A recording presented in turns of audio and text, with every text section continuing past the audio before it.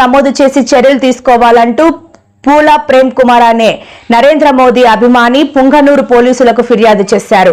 ఈ క్రమంలోనే ప్రధాని మోదీని దేశ నిఘా వ్యవస్థలను ఉద్దేశించి ఆమె అనుచిత వ్యాఖ్యలు చేశారని ప్రేమ్ కుమార్ ఫిర్యాదు చేశారు.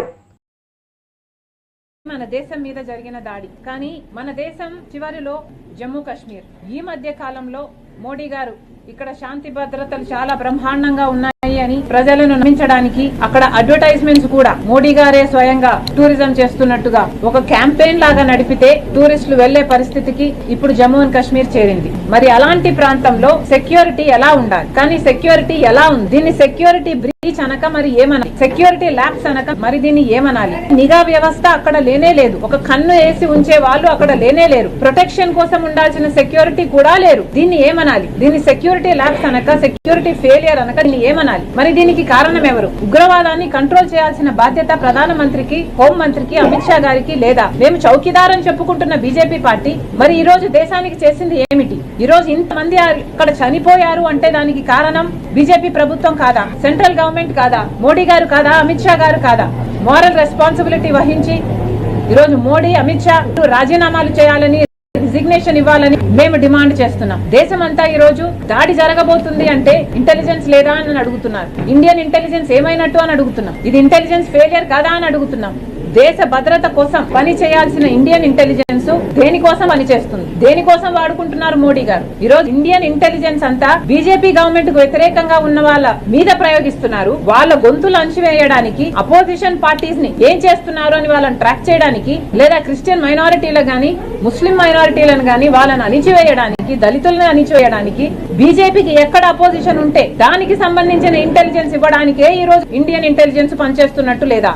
ఇంత ఘోరంగా ఇంటెలిజెన్స్ లో విఫలమయ్యారు, సెక్యూరిటీ విధించడంలో విఫలమయ్యారు అంటే వీళ్ళంతా ఇంకా అధికారంలో ఉండాలా?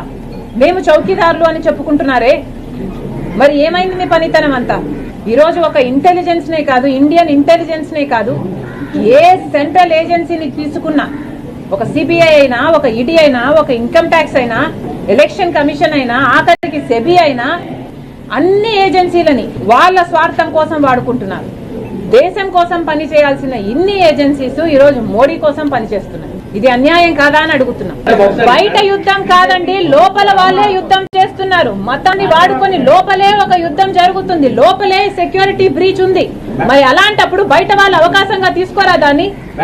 మోడీ గారు ప్రధానమంత్రిగా ఏం చేయాలి? మోడీ గారు ప్రధానమంత్రిగా నిలబడి అన్ని మతం ఒకటే, ఈ రాజ్యాంగం మన రాజ్యాంగం, దీనికి మేము కట్టుబడి ఉన్నాం, ఇన్ని మతాలు, ఇన్ని భాషలు, ఇన్ని ప్రాంతాలు, ఇన్ని కులాలు ఉన్న భారతదేశం మనది అని చెప్పాల్సిన మోడీ గారు ఒక పక్కేమో మణిపూర్ లో క్రైస్తవులను చంపిస్తాడు, ఇంకో పక్కేమో ముస్లింల వక్ఫ్ బోర్డు తెచ్చి వాళ్ళని అణిచివేయడానికి చూస్తారు. మరి ఇది కాదా అండి టెర్రరిజం అంటే? ఇంటర్నల్ టెర్రరిస్ట్ మోడీ గారే, బీజేపీయే. అదే ఆసరాగా తీసుకుని ఇప్పుడు బయట వాళ్ళు దాడి చేస్తున్నారు. ఇదే మోడీ గారు ఆయన పెట్టాల్సిన శ్రమంతా దేశం బాగు కోసం, ఇక్కడ వాళ్ళ కోసం, మన భద్రత కోసం పెట్టుంటే అసలు బయట నుంచి వచ్చి చొరబడి మనల్ని అటాక్ చేసే ధైర్యమే ఉండేది కాదు. ఈ రోజు ప్రతి సంస్థని మోడీ గారు దేనికి వాడుకుంటున్నారండి? ఈ రోజు ప్రతి సంస్థని, ఒక ఇంటెలిజెన్స్ అయితేనేమి, ఒక సిబిఐ అయితేనేమి, ఒక ఈడీ అయితేనేమి, ఆఖరికి సెబీ, ఎలక్షన్ కమిషన్, ప్రతి ఒక్కరిని మోడీ గారు స్వయంగా తన స్వార్థం కోసం వాడుకుంటున్నారు. కాబట్టే ఈ రోజు దాడి జరిగింది. మళ్ళీ డిమాండ్ చేస్తున్నాం, మోడీ గారు, అమిత్ షా గారు రాజీనామాలు చేయాలి. ఇది ముమ్మాటికి సెంట్రల్ గవర్నమెంట్ ఫెయిలియరే. ఇది మన దేశం మీద జరిగిన దాడి కానీ మన దేశం చివరిలో జమ్మూ కాశ్మీర్ ఈ మధ్య కాలంలో